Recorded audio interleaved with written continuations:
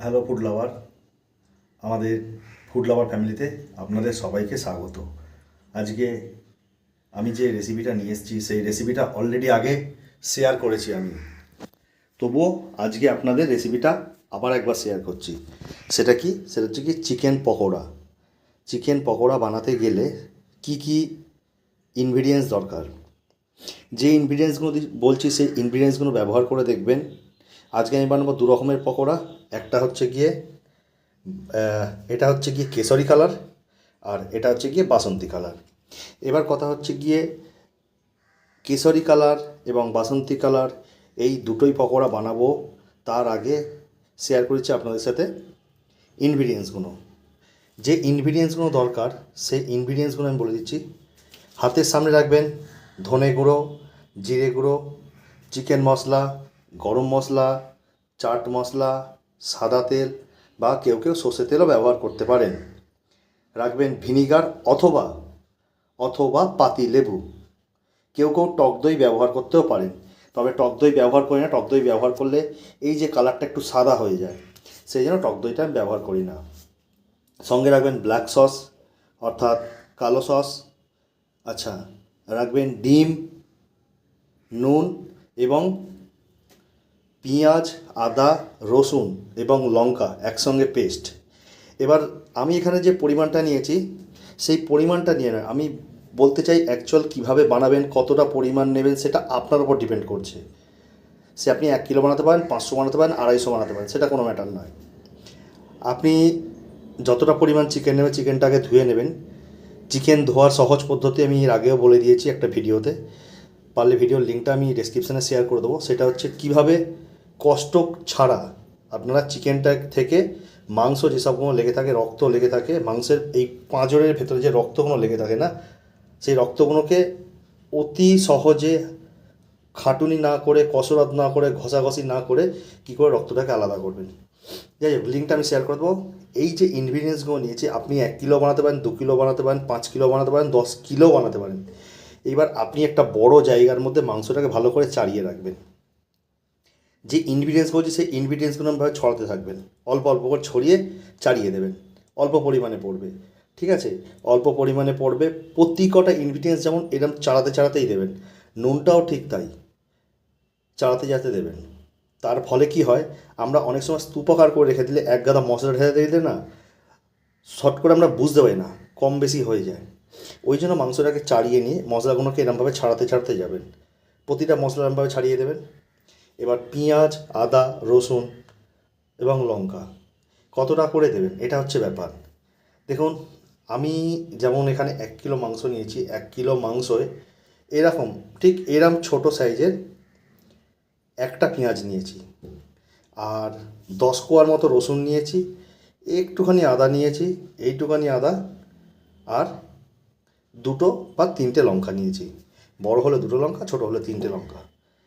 এইবার এইটাকে আমাকে ভালো করে ম্যারিনেশন করে দেবে। ব্ল্যাক সস কতটা নিতে হবে, ব্ল্যাক সস ঠিক সেম জিনিস, ছিপি দিয়ে ভালো করে ছড়াবেন কিন্তু, ঠিক আছে? লেবুটা 1 কিলোর যদি হয় মাংস, তাহলে একটা বড় লেবুকে 2 পিস করে নেবেন, 2 পিস করে নিয়ে ছড়িয়ে দেবেন, ঠিক আছে? ডিম 1 কিলো যদি হয় তাহলে 1.5খানা ডিম লাগবে, 1.5 পিস ডিম লাগবে। এইবার হচ্ছে কি সাদা তেল। সাদা তেলটা আপনার পরিমাণ মতো, সাদা তেলটা এমন দেবেন যাতে কি হয়, যাতে পুরো জিনিসটা যখন ম্যারিনেশনটা করবেন সেই ম্যারিনেশনটাকে ধরতে তেলটা কিছুটা সাহায্য করে, ঠিক আছে? তেলটার মাধ্যমে ম্যারিনেশনগুলো পুরো চিকেনের মধ্যে ঢোকে। তো যাই হোক, সেই সেম পরিমাণেই তেল দেবেন যাতে পরিমাণটা ঠিকঠাক থাকে, সেটা আপনাকে বুঝতে হবে। সেম জিনিস চাড়িয়ে চাড়িয়ে আপনাকে দিতে হবে। কোনো জিনিস খুব বেশি দেবেন না, কিন্তু অল্প পরিমাণে দেবেন যাতে গায়ে লেগে থাকে। তো চলুন, আমি কোনো ম্যারিনেশান করে এখন 2 ঘন্টা, 2টো ঘন্টা আমি এখন একে ম্যারিনেশান করে ভালো করে চাপা দিয়ে ফ্রিজের মধ্যে রেখে দেবো, ঠিক আছে? তারপরে পকোড়াটা বানাবো, বানিয়ে দেখাবো পকোড়াটা কেমন হয়েছে। এর পরের রেসিপি আসবো চিলি চিকেন, সেটা সঙ্গে থাকবেন এবং কন্টিনিউ করবেন, ঠিক আছে? প্রথম রেসিপিটা আমি পকোড়া দেবো, সেকেন্ড যখন নতুন ভিডিও করো তো সেটাতে কিন্তু এই পকোড়াটি কিন্তু চিলি চিকেন আপনার রেসিপিটা পাবেন। তো চলুন আমি এখন ম্যারিনেশন করে রেখে দিই। ফার্স্ট ম্যারিনেশনের পর চলে এসেছি। ফার্স্ট ম্যারিনেশন করেছিলাম, 2 ঘন্টা রেখেছি। 2 ঘন্টা পর চলে এসেছি। সেকেন্ড যে ম্যারিনেশনটা করা হবে তার জন্য কী নিতে হবে, সেকেন্ড ম্যারিনেশন করার জন্য নিতে হবে আমাকে চাল মুড়ি, বেসন এবং কর্নফ্লাওয়ার। ঠিক আছে, তো কতটা পরিমাণ কী দেবো আমি এবার দেখিয়ে দিচ্ছি আপনাদের। চাল গুঁড়িটা প্রথমে দিচ্ছি, দেখুন খালি ঠিক এইরকমভাবে ছড়াবো, কিন্তু তাহলে দেখবেন পরিমাণটা পুরো ঠিকঠাক হবে, খুব বেশি দরকার নেই। এরমভাবে ছড়ালেই আপনি পরিমাণটা আন্দাজ করে নিতে পারবেন। এই গেল চাল গুঁড়ি। এরপর আসছি বেসন। আচ্ছা, আপনাদের একটা জিনিস বলে দিই, এখানে এই চাল গুঁড়ি, বেসন, কর্নফ্লাওয়ার বেশি হয়ে গেলে না এই ম্যারিনেশনটা টাইট হয়ে যাবে। তখন আপনি কি করবেন, তখন আপনার কাছে একটাই উপায়, সেটা হচ্ছে গিয়ে অল্প জল দিয়ে ম্যারিনেশনটাকে ঠিক করে নেওয়া। ঠিক আছে, এবার অনেকেই বলতে পারেন যে আমি কর্নফ্লাওয়ার এবং চাল গুঁড়ো কেন দিচ্ছি। কর্নফ্লাওয়ার, চাল গুঁড়ো এই কারণের জন্যই দিচ্ছি যাতে ক্রিস্পি এই জিনিসটা যাতে ঠিকঠাক হয়। তবে হ্যাঁ, একটু মাথায় রাখবেন, খুব বেশি দেবেন না, খুব বেশি দেবেন না। ঠিক আছে, মোটামুটি যেটুকুনি দরকার সেইটুকুনি সাফিসিয়েন্ট দেবেন। তো চলুন আমি এটাকে আগে মিক্সড করে নিই। দেখুন, আমার ফার্স্ট ম্যারিনেশান আগে দেখিয়েছি, সেকেন্ড ম্যারিনেশান এটা দেখালাম। তো সুতরাং আমার দুটো ম্যারিনেশান কিন্তু কমপ্লিট হয়ে গেছে। ফার্স্ট ম্যারিনেশান যেটা ছিল সেটা আমি কমপ্লিট করে 2 ঘন্টা আমি ফ্রিজে রেখেছিলাম। সেকেন্ড ম্যারিনেশান যেটা করলাম সেটা করে এবার 1 ঘন্টা আমি ফ্রিজে রাখবো না, আমি নর্মাল টেম্পারেচার, মানে বাইরের যে ওয়েদারের টেম্পারেচার সেই টেম্পারেচারে এখন আমাকে রাখতে হবে। কারণ ফ্রিজে রাখলে ভাজার সময় কিন্তু কোটিনটা ছেড়ে যেতে পারে। তো সুতরাং সেই কারণের জন্য আমাকে 1 ঘন্টা বাইরের টেম্পারেচার রেখে দিতে হবে, যাতে জিনিসটা যে ঠান্ডা ছিল সেই ঠান্ডা ভাবটা কেটে যায়। দেখুন, আমি আপনাদের দেখিয়েছি কিভাবে ইনগ্রিডিয়েন্টসটা ছড়াবেন। দেখুন, আমাকে কিন্তু এক্সট্রা জল দিতে হয়নি, কারণ বেশি শক্ত হয়ে যায়নি। তো সুতরাং পুরো ইনগ্রিডিয়েন্টসটা সমানভাবে পড়েছে, সুতরাং আমাকে এক্সট্রা কোনো জল জাতীয় জিনিস অ্যাড করতে হয়নি। তো চলুন এখন এইটাকে আমরা 1 ঘন্টা রেখে দেবো, তারপর আমরা ভাজবো। চলুন 1 ঘন্টা পর দেখা হচ্ছে। যাই হোক বন্ধুরা, আমি এখন ম্যারিনেশনের পর চলে এসেছি। এবার আমি চিকেনগুলোকে একে একে ভাজবো। দুটো চিকেনই রাখা আছে, আমি একে একে ভাজবো।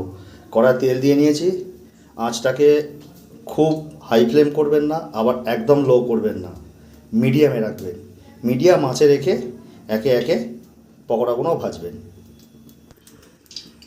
প্রথমে আগে গ্যাসটাকে হাই করে দেবেন। ঠিক আছে, প্রথমে গ্যাসটাকে হাই করে বাড়িয়ে দেবেন, বাড়িয়ে দিয়ে তেল যখন গরম হয়ে যাবে তখন কিন্তু আঁচটাকে একদম কমিয়ে দেবেন। আর এই যে চিকেনটা দেখছেন, এই চিকেনটা যখন ভাজার আগে একবার ভালো করে নেড়ে ঘেঁটে নেবেন, তাহলে ম্যারিনেশনগুলো ভালো করে চিকেনের মধ্যে লেগে যাবে। তা না হলে নুন দেওয়া আছে তো, সুতরাং মশলাগুলো কিছুটা জল হয়ে নিচে নেমে যায়। ভালো করে মাখিয়ে নিলে আবার সেই একই অবস্থা ফিরে আসে। তো চলুন একে একে আমি কড়াই ছাড়ছি।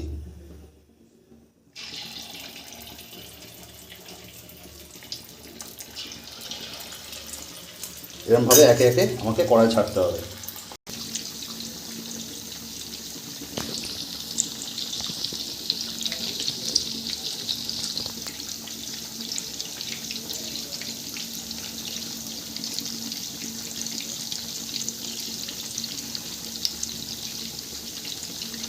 আমাদের আগের চিকেনটা ভাজা কমপ্লিট হয়ে গেছে, দেখিয়ে দিচ্ছি। এই হচ্ছে কি আমাদের আগের চিকেনটা। নেক্সট যে চিকেন, সেই চিকেনটা এবার এখন ভাজা শুরু করেছি। কড়াই দিয়েছি, লো টু মিডিয়াম ফ্লেমে আছে, এখন আমরা ভাজছি। কেমন হয়েছে এটা তো আপনাদের বলে বোঝাতে পারবো না, আপনারা যতক্ষণ না খাবেন ততক্ষণ বুঝতে পারবেন না কেমন হয়েছে। আর চিলি চিকেন করতে গেলে যে ব্যাটারটা থাকে, যে কোটিনটা থাকে, আপনারা দেখেন ফাটালে কোটিনটা অনেকটা থাকে, তার জন্য আপনাকে কী করতে হবে, তার জন্য আপনাকে আটা বা ময়দা একটু বেশি পরিমাণে দিতে হবে, দিয়ে ভালো করে ওটাকে ফাটাতে হবে, ফেটিয়ে কোটিন বা লেয়ারটা তৈরি করতে হবে। আমি সেইভাবে করছি না, কিন্তু আমি করছি নর্মাল প্রসেসে, যেখানে মশলা বেশি থাকবে, কোটিনটা হয়তো থাকবে না সেরকমভাবে, কিন্তু মশলাটা বেশি থাকবে, যাতে খেতে টেস্টি এবং ক্রাঞ্চি হয়, সেরকম জিনিস আমি বানাচ্ছি। তো চলুন সেকেন্ড চিকেনটা আমরা এখন ভেজে নিই। আমাদের যে সেকেন্ড চিকেনটা ছিল রেড কালারের, সেই চিকেনটা এখন ভাজা প্রায় কমপ্লিট হয়ে এসছে। প্রথম চিকেনটা তো ভাজা হয়ে গেছে, সেকেন্ড চিকেনটা প্রায় কমপ্লিট হয়ে এসছে। এরপর দেখাবো এই চিকেনটার ম্যারিনেশান, আর এই চিকেনটার ম্যারিনেশান কেমন হয়েছে। কঠিন তো সেরকমভাবে হয়নি, এটা হয়তো একটু হলেও হতে পারে, কিন্তু ওটা হয়নি। তো আমি দেখাচ্ছি। যাই হোক, আমাদের এখন পকোড়া বানানো কমপ্লিট। আমি একটা দেখিয়ে দিচ্ছি। এই হচ্ছে পকোড়া, আমি লাল পকোড়া আমি ভেঙে দেখালাম। এটা একটু হালকা কঠিন আছে, ঠিক আছে, আর এটায় কঠিন তেমন দেওয়া হয়নি, এটা নর্মালি হয়েছে। যাই হোক, এটা কঠিন তেমন হয়নি, এটা মশলা ফ্লেভার হয়েছে, পুরো একদম মশলা দেওয়া আছে, মধ্যে মশলাটা পুরো দেখা যাচ্ছে। আর এটায় মশলা আছে যেমন, এটা কঠিনটাও তেমনি আছে।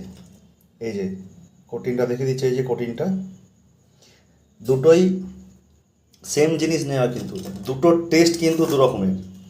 এটা কিন্তু অনেকটা বেশি মচমচে হয়েছে, এটা মচমচে কম। যাই হোক, আমি দেখিয়ে দিলাম, আপনারা বাড়িতে বানান, বানিয়ে টেস্ট করুন, টেস্ট করে বলবেন কেমন হয়েছে। কমেন্টসে অবশ্যই কিন্তু জানাবেন, যদি কোনো ভুল হয় অবশ্যই জানাবেন, আমরা সঠিক তথ্য দিয়ে আপনাদের সাহায্য করব। আজকে ভিডিও এ পর্যন্তই, এরপরে নেক্সট ভিডিও দেখা হবে এই পকোড়া দিয়ে চিলি চিকেন। সঙ্গে থাকুন, ধন্যবাদ।